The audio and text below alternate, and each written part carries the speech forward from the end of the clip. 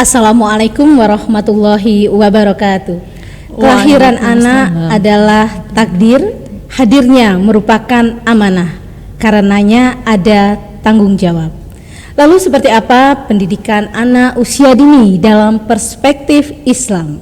Telah hadir bersama kita salah satu dosen terhangat dari program studi pendidikan agama Islam Universitas Islam Indonesia Yogyakarta. Beliau adalah Ibu Dr. Junanah MIS. Assalamualaikum Bu Jun. Waalaikumsalam warahmatullahi wabarakatuh. Saya tuh kalau ketemu Ibu tuh ya, bawaannya tuh apa ya, seneng aja soalnya. Bukan pengen meluk. Oh, pengen meluk juga soalnya apa ya Bu, aura keibuannya, keeyangannya gitu ya, itu kerasa sekali. Alhamdulillah. Alhamdulillah. Ibu sehat? Alhamdulillah selalu sehat. Keluarga selalu sehat. Alhamdulillah. Itu kan vibrasi positifnya tuh nyampe banget ya insyaallah. Kami ini Masya Allah.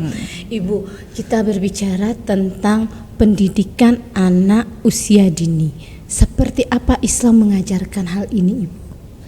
Bagi Islam sebenarnya pendidikan dalam keluarga itu diawali dari pemilihan. Nah, pemilihan pasangan itu sudah proses untuk mendidik anak-anak.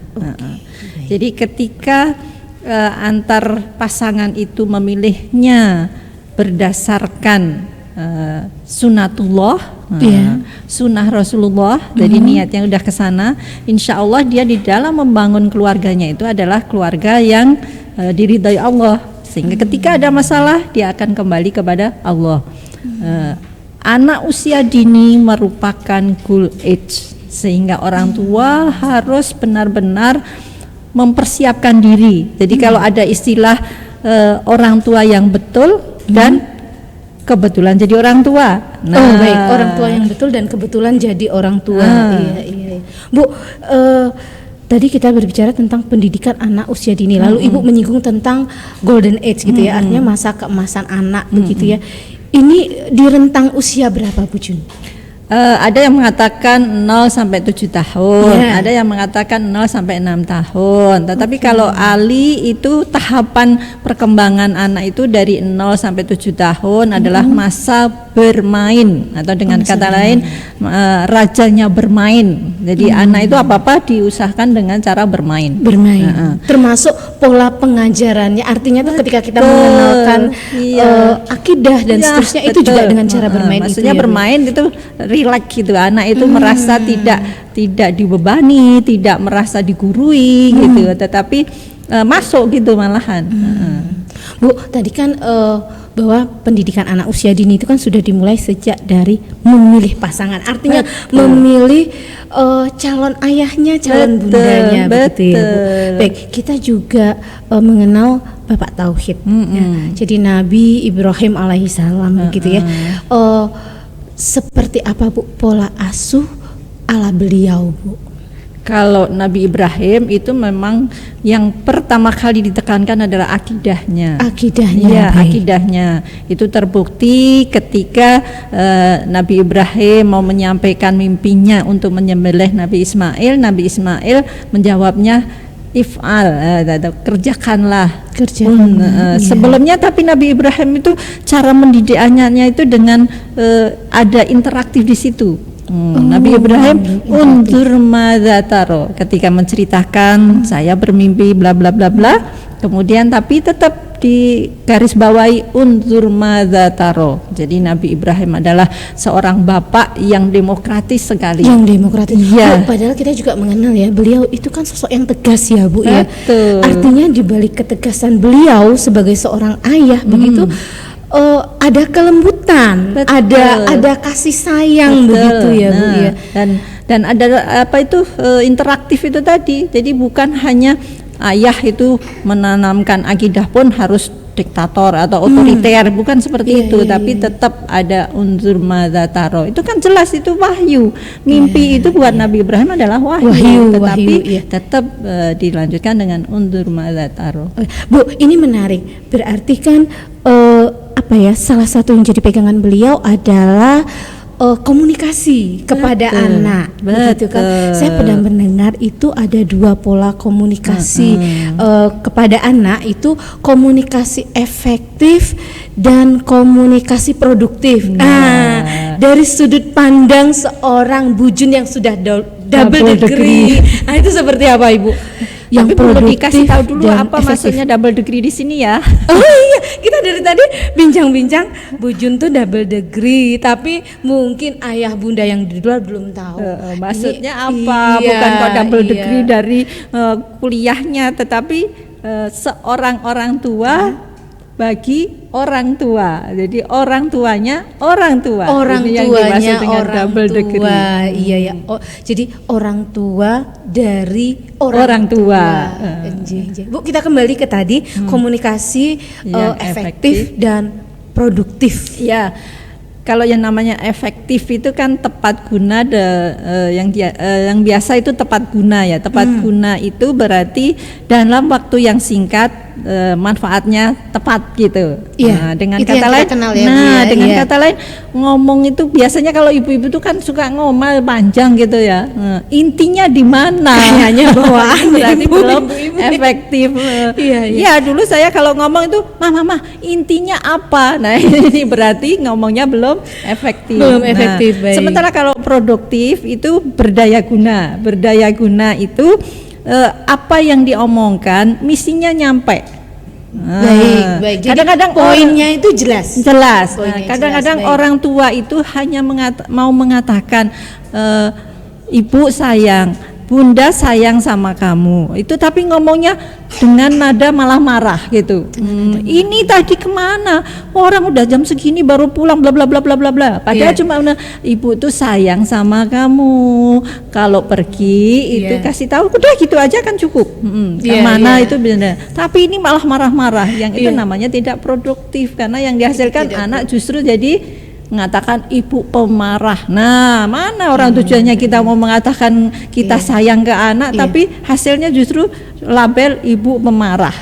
Jadi jatuhnya malah apa ya, Bu? Bertolak belakang. Iya, bertolak belakang ya. Jadi ada label yang jadi anak menerimanya negatif, ini buku kok pemarah sih gitu ya. Gitu. Terus orang tuanya juga sudah panjang lebar itu omelannya juga nggak nyampe intinya, padahal cuma mau bilang I love you. Sesimpel itu ya, Bu, sebenarnya. Betul. Baik, Bu. Ini menarik ya. Tadi ada orang tua yang ngomel-ngomel, marah-marah gitu ya. Jadi saya tuh kebetulan juga diamanahi ya untuk istilahnya saya juga bekerja begitu selain sebagai ibu rumah tangga begitu ya. Pendidikan anak usia dini bagi ibu yang bekerja, artinya ayah bundanya yang bekerja begitu, itu seperti apa, Bun? Ini penting banget ini, Bun. Jadi ada istilah apa quality time ya, Bun. Jadi mengoptimalkan masa yang ada atau waktu yang ada, mengoptimalkan sekualitas mungkin pertemuan dengan anak itu. Sebagai contoh, ketika anak bermain, nah kita juga harus bersama anak. Ada istilah dalam psikologi itu bersama anak dan dekat dengan anak. Bersama anak dan dekat dengan anak. Iya. Kalau bersama anak itu apapun yang dilakukan itu sama dengan anak. Jadi sama-sama anak main, misal mengenal huruf, ini orang tuanya juga mengenal. Mungkin kadang-kadang orang tuanya bilang, oh ini huruf K ya, padahal maksudnya ini huruf M, misalnya seperti itu. Itu sengaja, jadi ada apa ya, interaktif di situ. Kembali lagi yang apa ala Nabi Ibrahim tadi. Jadi di situ tetap selain interaktif juga kebersamaannya itu. Jadi sama-sama, yang namanya kebersamaan itu sama-sama. Ini anak bermain, orang tua bermain, anak kemas-kemas, orang tua kemas-kemas. Jadi bukan menyuruh, itu diberesin, bukan gitu. Yuk diberesi, yuk bareng-bareng gitu. Awalnya begitu kalau cara menanamkan, tapi sambil main-main gitu. Kebersamaan bersama. Tapi kalau cuma deket, mau 24 jam dekat dengan anak, tetapi belum tentu 5 menit pun bersama anak. Ini yang bahaya. Oke, Iya. dekat ini mungkin dalam artian cuma dekat fisiknya ya Bu. Iya. Jadi kata Bunda tadi bersama, tapi tidak ada kebersamaan. Iya, tidak ada begitu ya, kebersamaan. Saya contoh, nah ini sekarang lagi ngetren pakai HP. Pakai HP, Anaknya main sendiri, difasilitasi itu semua fasilitas bermainnya itu adalah edukatif gitu ya, Iya, yang itu game-game edukasi gitu ya, Bu. Tapi nyatanya dia main sendiri game, tidak dilihat anak sudah sampai mana, belajarnya sendiri nggak bisa, mesti harus bareng-bareng. Oke, itu tadi yang contoh dari bersama, tapi tidak ada kebersamaan. Ya, Tidak ada dalam kebersamaan, bahasa hanya dekat. hanya dekat. Iya Bu, saya juga merasakan karena masing-masing kita kan punya waktunya 24 jam dalam sehari. Iya. 7 hari dalam seminggu sama ya Bu, Iya, siapapun sama orangnya semua, sama. iya. Dan saya itu merasakan, jadi kalau saya quality time-nya itu adalah ketika pagi Bu. Jadi Ananda itu subuh itu sudah bangun gitu kan, subuh sudah bangun, ayahnya pulang gitu dari masjid gitu, biasanya nemenin ayahnya tilawah. Biasalah Bu, cuman apa peluk-peluk, lari sana lari sini Iya, gitu betul. ya. Nanti jam 6 itu jatahnya Ananda mandi gitu ya, dan seterusnya. Memang terasa waktu itu sangat singkat Bu. Jadi Ya, singkat sekali ya rasanya kalau tidak dibarengi dengan Kebersamaan, dan iya. bersama itu Iya. tadi ya. Oh, Masya Allah ya. Kalau dulu ibu ngajari anak sholat pun dari anak masih baru bisa tengkurap, baru bisa merangkak, jadi kamar ditutup, kita jamaah berdua, anaknya udah dibiarkan di situ. Itu sebetulnya sudah proses pendidikan. Pendidikan. Karena yang dilihat dia, orang tua kan sebagai role model. Iya, Yang dia iya. lihat, anak kita lihat itu adalah orang tua sedang mengerjakan sholat itu. Iya, iya. Itu insya Allah ketika Secara anak visual, lalai, anak itu merekam betul. aktivitas ibadah dan itu bagian dari pembelajaran. Iya. Begitu Kak Bun maksudnya? Iya, betul. Oke. Iya, iya. Bun, kemudian nah ini Bun, kadang-kadang kan ada masalah dalam pendidikan anak usia dini. Biasanya masalah-masalah yang timbul seperti apa Bun? Saya ini berguru banget. Soalnya Ananda itu sekarang baru berumur 14 bulan. Artinya sedang masa golden age-nya gitu Iya, ya. iya. Ini masalah yang timbul biasanya seperti apa Bun? Kalau dalam anak usia dini itu biasanya istilahnya itu polusi ya. Polusi? Jadi yang mempengaruhi ya, mengkontaminasi anak itu kadang-kadang lingkungan. Oh iya, sepakat. Saya sepakat. Iya. Bu. Karena anak gampang meniru. Itu Iya, kan betul, maksudnya. karena masanya adalah masa meniru. Ini yang pernah terjadi ke anak saya. Pulang dari main keluar, pulang-pulang meludah di lantai. Oh, iya. Saya caranya tidak memarahi atau apa, cuma ludah itu saya tak toelkan ke pipinya. Dia marah.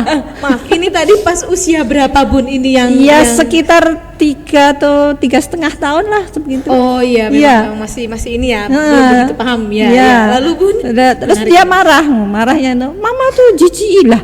Kalau jijik, kenapa tadi meludah di situ?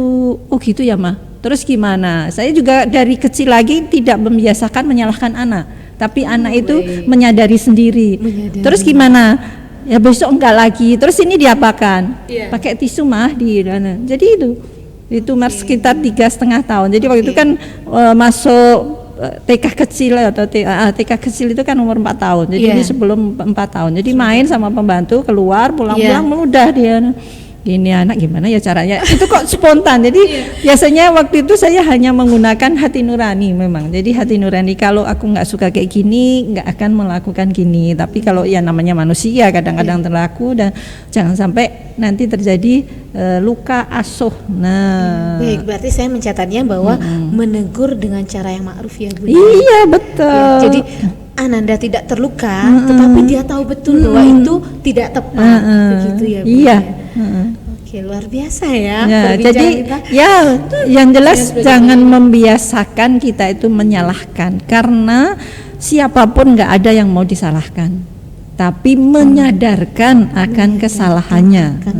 Itu dibangun semua itu ya, baik itu cara belajar, baik itu cara berperilaku, semua itu dengan menyadarkan. Sholat pun begitu, bukan kok memerintah. Orang kadang mengartikan bahwa hadis yang menyatakan bahwa ajarilah anak usia 7 tahun untuk mengerjakan sholat, kemudian ketika tidak melakukan umur 10 kemudian dipukul, itu saya tidak setuju dengan istilah dipukul di situ. Karena yang dibangun adalah kesadaran.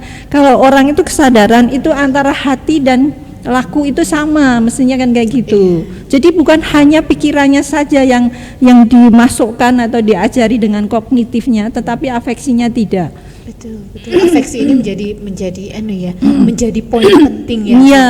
Betul. Sepakat saya Bun, sepakat betul sekali. Bun, tipe anak itu kan macam-macam ya Bun. Ada yang gampang gitu ya Bun.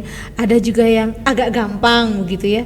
Ada juga yang sulit. Nah, menyikapi yang seperti ini pripun Bun? Kalau yang ketemu yang gampang ya oke lah gitu ya. Tapi kan tidak selalu gampang ya Bun. Iya, sebetulnya kalau menurut Ibu ada istilah genetik ya, keturunan. Keturunan itu sebetulnya tidak keturunan langsung, maksudnya gini, orang tuanya berperilaku keras kemudian anaknya mesti akan berperilaku keras, bukan seperti itu. Sebetulnya yang namanya genetik bagi saya ya, itu ketika kedua orang tua tersebut sengaja mengkondisikan baik ya kedua pasangan itu secara kompak.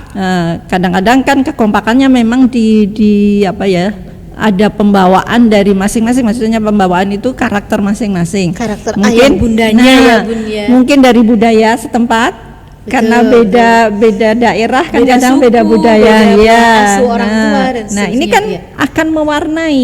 Nah, sebetulnya warna tersebut yang menjadikan anak itu seolah-olah dia punya genetik yang berbeda itu di situ. Padahal kondisi emosional, kondisi mungkin secara ekonomi, secara apa sajalah ketika itu pengaruhnya besar kepada anak. Misal ini contoh konkret, saya berdelapan. Kenapa kok saya seolah-olah berbeda dengan saudara yang lain? Kemungkinan waktu itu memang orang tua kami sedang kondisi memang secara emosional itu kondisi kondusif seperti itu. Sehingga tidak diliputi dengan masalah-masalah yang menyebabkan mereka emosinya tidak stabil, mungkin seperti itu. Itu yang saya nampakkan itu sebetulnya itu genetik, sehingga anak ada yang mudah, ada yang agak mudah, ada yang sulit, itu tergantung dari ketika orang tuanya si ibu hamil, kemudian peran serta suaminya seperti apa, itu berpengaruh. Iya. Itu sangat berpengaruh sekali. Makanya anak 8 nggak ada yang sama. Betul. Saya 3 itu nggak ada yang sama Bun. Betul, karena memang secara emosional terutama orang tua itu tidak akan pada saat sama. Itu sendiri ya Bun. Dan itu sudah memulai pembentukan karakter anak. Betul, iya. Oke, luar biasa ya. Anak, aduh Masya Allah, hadirnya begitu membahagiakan Bun, anak itu ya, diharap-harap dan seperti malaikat kecil gitu ya. Bahagianya orang tua tuh ternyata sederhana banget Bun. Menyaksikan tumbuh kembang anaknya ya, sehat. Doyan makan aja udah udah itu buat ibu-ibu tuh udah bahagia tiada tara tuh. Dan sehat itu tidak hanya sehat fisik. Betul, setuju saya Bun. Anak yang ceria itu menunjukkan bahwa perkembangannya sehat. Secara batin ya sebetulnya semuanya karena ketidaksehatnya fisik itu diawali dari psikisnya. Makanya kalau anak yang sehat itu berarti orang tuanya juga sehat. Berarti yang harus sehat orang tuanya dulu yang harus baik. Apalagi masa balita itu kan pengaruhnya besar sekali orang tua itu. Anak rungsin ngerewel itu sebetulnya juga dari orang tuanya. Mungkin yang satu lagi sibuk apa? Nah, ini belum ditanyakan toh. Ketika kedua orang tuanya sibuk bagaimana? Nah, ketika kedua orang tuanya sibuk itu saya tadi tuh mau ke arah sana Bun, tapi sudah kita sudah nyambung yang lain-lain. Ketika kedua orang tuanya sibuk itu harus seperti apa Bun? Karena begini, kalau saya selalu anak itu, saya dan suami sepakat itu bukan sisa waktu, tetapi memang kita alokasikan waktu untuk anak. Tetapi ada kalanya namanya pekerja begitu kan, kita nggak bisa menghindar dari tugas dan tanggung jawab begitu ya. Artinya ya yang memilih ini kan juga tidak gampang ya Bun. Iya. Kalau menurut Bu Jun yang seperti ini harus disikapi seperti apa? Ya Bu? kalau kami dulu anak 2 tuh kebetulan balitanya sama-sama karena selisihnya hanya 1 tahun 2,5 bulan. Oh iya, bertumbuhnya hampir bareng Iya, ya, Bun, ya? makanya itu ketika pergi, pokoknya di luar kita kerja, Iya. anak adalah tanggung jawab kami berdua.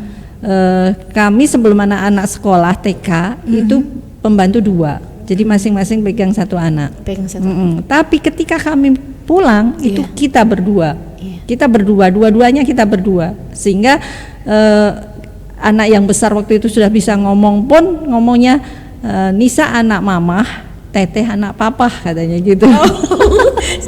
sampai ada pembagian gitu. Iya, itu waktu adiknya masih ASI gitu. Oh, Nah setelah sudah disape, iya. dia yang ngomong lagi. Sekarang tukeran ya, Nisa yang anak papa, Teteh yang anak mama. Anak mama, dia jadi anak mama lagi Ya, gitu ya. Jadi karena kita memang nggak pernah waktu lahiran yang kecil itu sempat tetehnya itu tidur sama pembantu, tapi cuma berapa malam. Bapaknya yang punya ide, kayaknya nggak bagus deh kalau tidur sama pembantu gitu. Jadi semenjak itu nggak ada yang namanya anak selengket apapun sama pembantu kok ditinggal jadi sakit, itu nggak ada. Karena ya itu caranya. Tetap pokoknya ketika kita di rumah, anak adalah tanggung jawab kita berdua. Tapi jangan lupa ketika jauh kita doakan. Jadi Tetap doa. dipeluk dalam doa. Betul. Iya, benar. Karena Dan doa doa orang tua. ibu itu melesat langsung ke langit. Iya, saya tuh kalau udah bicara ibu begitu ya, aduh merinding gitu ya. Apalagi semenjak ada Ananda tuh ya, saya tuh jadi yang masya Allah gitu ya. Ternyata begini jadi ibu. Saya cinta saya kepada ibu tuh jadi makin tambah, bertambah betul. begitu ya. Apa ya, jadi sensitif saya kalau semenjak ada Ananda tuh bicara ayah, bunda begitu. Ya Allah seperti ini ya. Ayah saya dulu mengajarkan saya begitu, berjuangnya untuk saya gitu ya. Pokoknya kalau udah bicara orang tua Jadi pengen jadi rindu ayah bunda. Bu, tadi kan kita sudah bicara menyinggung masalah psikologis orang tua, bahwa orang tua harus sehat dulu secara lahir batin begitu ya, psikologisnya, fisiknya dan seterusnya. Saya jadi berpikir bahwa sangat penting untuk membangun romantisme di dalam rumah tangga. Artinya yang berromantis itu tidak hanya ayah bunda, tetapi anak pun harus merasakan keromantismen. Yang jelas jangan lupa atau jangan pelit menyatakan sayang. Jangan pelit. Orang itu dulu kayaknya sayang kok diucapkan gitu. Sayang itu cukup dengan diekspresikan. Enggak, tetap harus diucapkan. Obral kata-kata ya. Jadi sampai sekarang ketika kami WA-an mau ke anak mau ke suami itu mesti terima kasih sayang gitu tuh, sayangnya panjang dan itu tuh panjang jadi misal ketemu pertama kali apa kabar sayang, kayak gitu itu selalu harus. Kemudian kita mengkondisikan ada waktu yang kebersamaan itu harus dibangun dari awal. Jadi dari awal kebersamaan itu harus dibangun dan ketergantungan. Jadi itu harus diperjuangkan, justru dibangun. Kita itu harus saling ketergantungan dengan satu sama lainnya. Karena kalau kita merasa bisa mengerjakan apa-apa sendiri, apa gunanya kita berumah tangga? Nah, betul. Jadi kalau saya tetap yang namanya ketergantungan itu harus. Tetapi tetap kita yang bergantung sepenuhnya hanya ke Allah semata. Nah, tetapi dalam hubungan, dalam relasi antar pasangan itu harus ada ketergantungan. Karena tanpa ketergantungan perlu apa sih? Aku udah bisa gini, ngapain harus ini? Iya. Mungkin itu juga yang menjadi menguatkan cinta antar pasangan. Peluk. Nah, pelukan itu harus.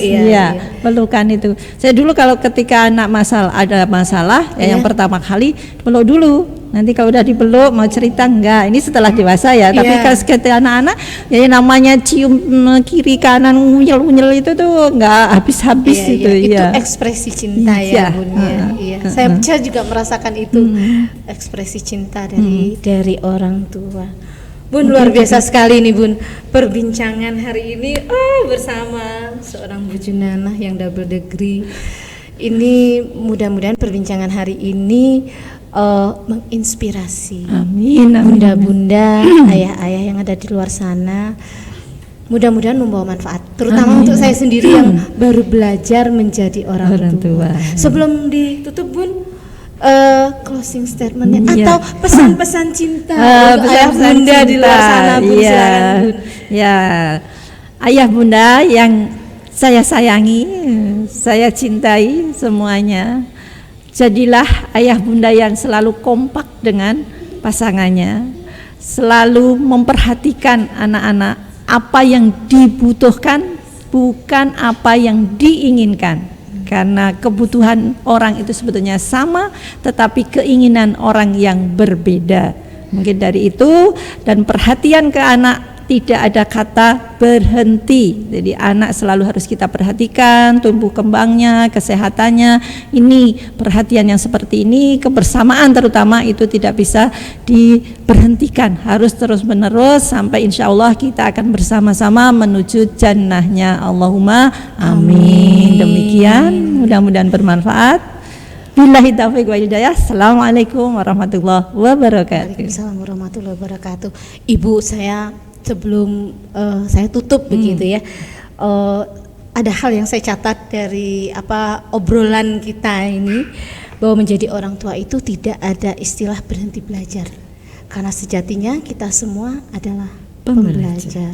Ibu, terima kasih sekali atas sharingnya, inspirasinya begitu yang luar biasa buat kami para ayah dan bunda ini yang insya Allah akan senantiasa belajar. Sebelum kita tutup, saya ada pantun Ibu.